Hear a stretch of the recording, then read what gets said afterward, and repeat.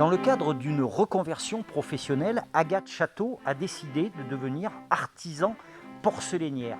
Elle a suivi une formation et aujourd'hui, elle est indépendante tout en collaborant avec le pôle formation de l'UIMM et la Chambre des métiers de la Haute-Vienne.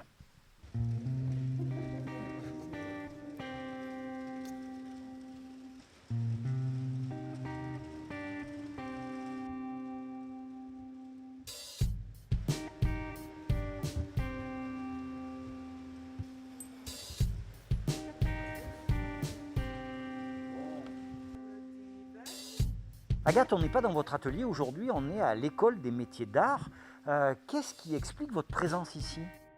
Donc je suis indépendante depuis 1 an en tant qu'artisan porcelainière et par une collaboration, en fait, on me prête, les locaux et éventuellement les fours, pour mon travail. Si j'ai bien compris ce que vous m'avez expliqué en préparation à cette chronique, c'est que pour vous, la céramique, c'est d'abord une histoire de reconversion professionnelle. Tout à fait, donc au départ, j'étais partie, plutôt vers, du graphisme et finalement, j'ai voulu faire une reconversion parce qu'après une licence web design, vraiment, je voulais retrouver de la création et apprendre un métier manuel. Je voulais vraiment travailler avec mes mains et créer quelque chose. Vous nous l'avez dit, la formation a été une étape indispensable pour votre conversion. Qu'est-ce que c'était que cette formation? Qu'est-ce que vous y avez fait concrètement? Qu'est-ce que vous y avez appris? Donc pendant ces 2 ans de formation, j'ai surtout étudié le modelage.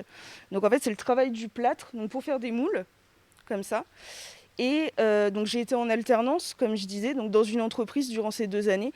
Donc là, j'ai vraiment pu voir la totalité, de la production de la porcelaine, donc du modelage qui est le début, en passant par le coulage, la finition, l'espaçage, le décor, voilà. Bon, vous nous l'avez dit, et puis on le voit, il y a un côté extrêmement manuel dans votre métier.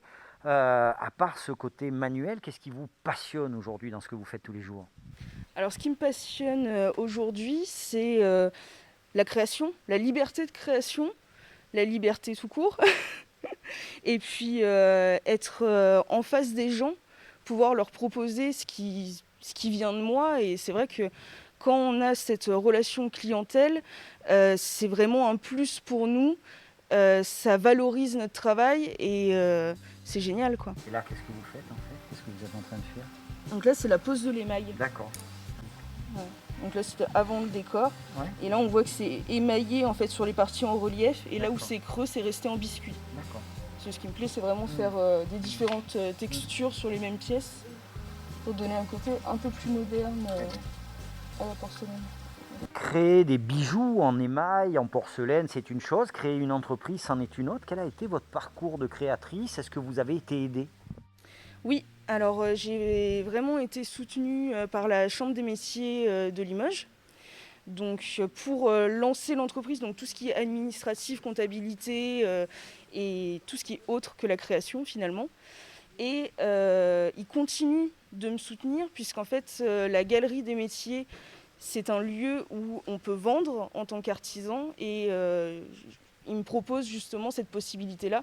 Donc je travaille toujours avec eux, même maintenant que l'entreprise est créée depuis 1 an. Aujourd'hui, tout est réuni pour qu'Agathe puisse donner libre cours à son esprit créatif grâce à l'UIMM qui lui prête son plateau, grâce à la Chambre des métiers qui lui ouvre ses portes. Et ça aussi, c'est assez nouveau dans le paysage.